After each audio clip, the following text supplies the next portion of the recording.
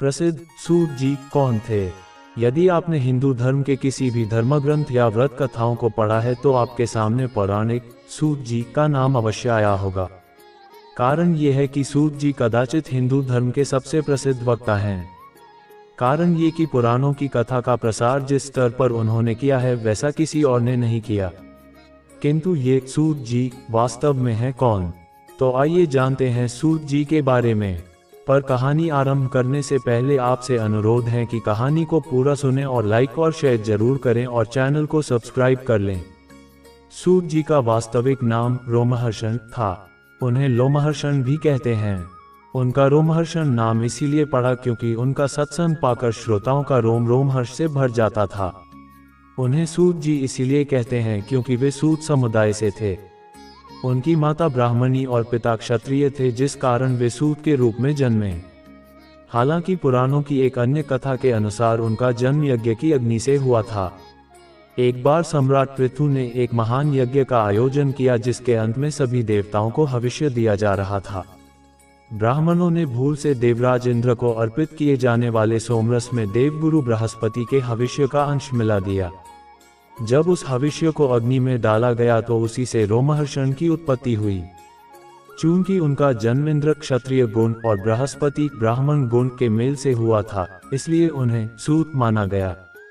जब महर्षि वेदव्यास ने महापुराणों की रचना की तो उनके मन में चिंता हुई कि इस ज्ञान को कैसे सहेजा जाए।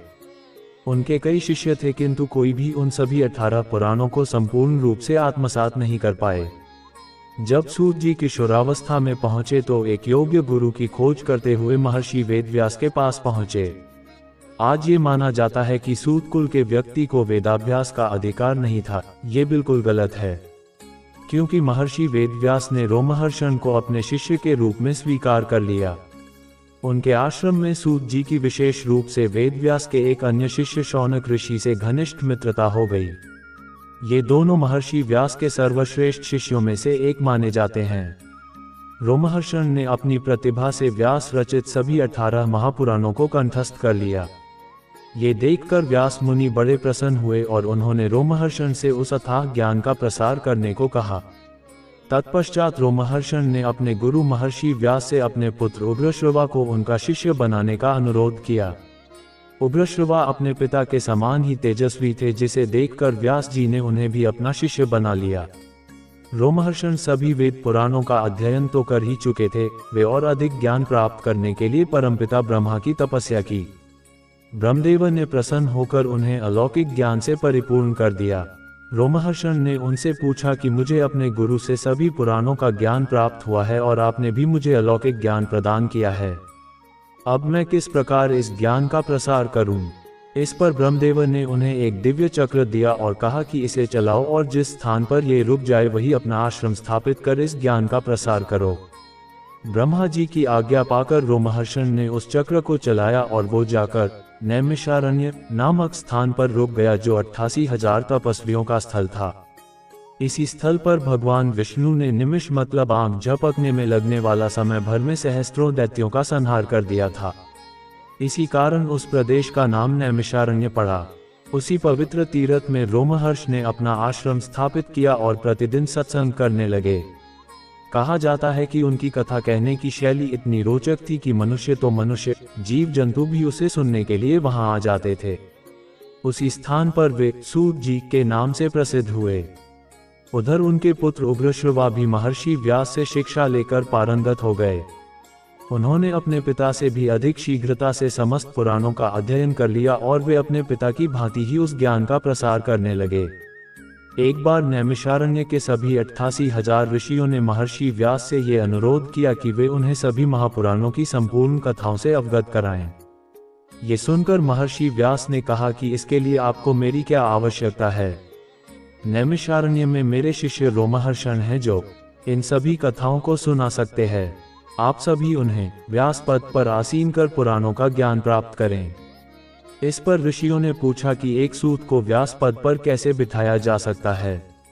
ये सुनकर महर्षि ने सभी को तत्व ज्ञान दिया और बताया कि योग्यता जन्म से नहीं बल्कि कर्म से आती है। ये सुनकर सभी 88,000 ऋषि नैमिषारण्य लौटे और सूत जी को व्यास गद्दी पर बिठाकर पुराणों का ज्ञान देने का अनुरोध किया। इस पर सूत जी ने 12 वर्षों का विशाल यज्ञ सत्र आयोजित किया, जिसे सुनने उनके बाल सखा शौनक जी भी पधारे और यजमान का पद ग्रहण किया। सभी ऋषि शौनक जी के नेतृत्व पर उनसे प्रश्न करते थे और सूत जी उत्तर देते थे। ऐसा कहते हुए बहुत समय बीत गया और सूत जी ने 10 पुराणों की कथा समाप्त कर 11वां पुराण आरंभ किया। उधर महाभारत का युद्ध का समाचार सुनकर भगवान बलराम तीर्थ यात्रा पर निकले।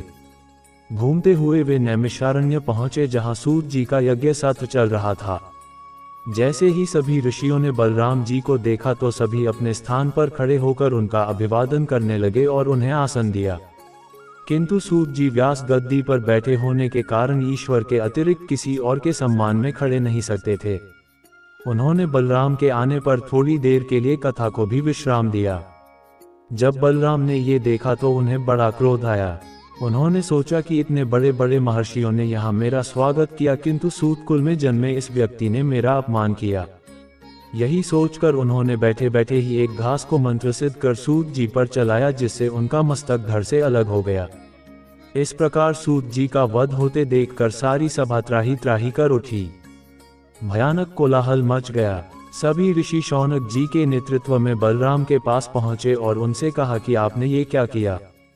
हम सभी ने महर्षि व्यास के आदेशानुसार सूत जी को व्यास पद प्रदान किया था, किंतु आपने बिना सत्य जाने उनका वध कर दिया। अब तो आप पर ब्रह्महत्या का पाप लग गया है।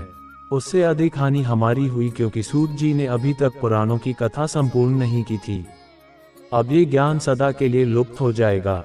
जब बलराम जी को सत्य का पता चला तो वे अत्यंत दुखी हुए। उन्होंने महर्षि शौनक के चरण पकड़कर कहा कि अनजाने में मुझसे बड़ा पाप हो गया। आप मुझे इसका प्रायश्चित बताएं। किस प्रकार मैं उनके द्वारा दिए गए इस अधूरे ज्ञान को पूर्ण करूं। इस पर शौनक जी ने कहा कि आप सूत जी के पुत्र उग्रश्रवा को यहाँ बुलाइए, क्योंकि व्यास जी के अतिरिक्त अब एक वे ही है जिनके पास समस्त पुराणों का ज्ञान है। ये सुनकर बलराम तत्काल शौनक जी के साथ उग्रश्रवा ऋषि के पास पहुंचे और उनसे क्षमा याचना की। वे उन्हें मना कर नैमिषारण्य ले आए, जहां उग्रश्रवा जी ने बाकी 8 पुराणों की कथा सुनाने का वचन दिया। बलराम को इससे थोड़ा संतोष हुआ।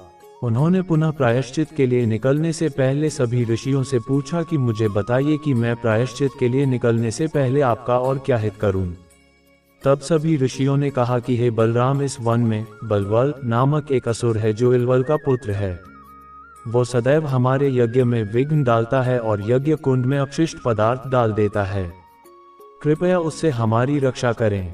ऋषियों का ऐसा अनुरोध सुनकर बलराम जी ने बलवल ये युद्ध कर सहज ही उसका वध कर दिया और नैमिषारण्य को राक्षसों के आतंक से मुक्त किया। तत्पश्चात वे प्रायश्चित के लिए तीर्थ यात्रा पर निकल गए। तब सूत जी के पुत्र उग्रश्रवा ने अपने पिता का सत्संग आगे बढ़ाया और बचे हुए 8 महापुराणों के ज्ञान से समस्त ऋषियों को परिपूर्ण कर दिया। महाभारत की कथा जो आज हम पढ़ते हैं वो भी सूत जी के पुत्र उग्रश्रवा सौती द्वारा ही सुनाई हुई है। जब महर्षि वैशंपायन ने महाभारत की मूल कथा, जिसे जय कहते हैं, परीक्षित पुत्र जन्मेजय को सुनाई थी, उस समय लोमहर्षण के पुत्र उग्रश्रवा सौती ने भी वो कथा सुनी थी। बाद में उन्होंने नैमिषारण्य में पहुंचकर वही कथा विस्तार पूर्वक 88,000 ऋषियों को महर्षि शौनक की उपस्थिति में सुनाया। उन्होंने अपने पिता का पद प्राप्त किया था, इस कारण उग्रश्रवा सौती को भी अपने पिता की भांति सूत जी कहा जाने लगा। कुछ लोगों का ये भी मानना है कि लोमहर्षण या उग्रश्रवा सौती सूत नहीं बल्कि ब्राह्मण थे, किंतु ये भी गलत है।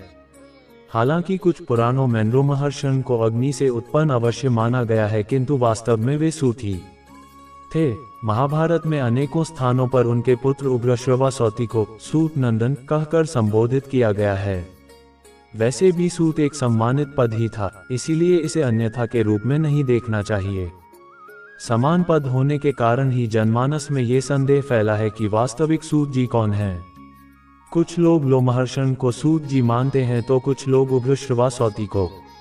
तो इसे आसान भाषा में इस प्रकार समझें कि दोनों पिता पुत्र सूत जी ही कहलाते हैं, लेकिन पुराणों में अधिकतर स्थानों जिन सूत जी का वर्णन वो लोमहर्षण हैं और महाभारत के संदर्भ में जिन सूत जी का वर्णन आता है वो उग्रश्रवा सौती हैं। आमतौर पर जिन सूत जी की बात होती है उन्हें रोमहर्षण ही समझा जाना चाहिए। आशा है आपको कहानी अच्छी लगी होगी। तो कहानी को ज़्यादा से ज़्यादा शेयर करने की कृपा करें ताकि ज़्यादा से ज़्यादा लोग जानकारी का लाभ उठा सकें। धन्यवाद।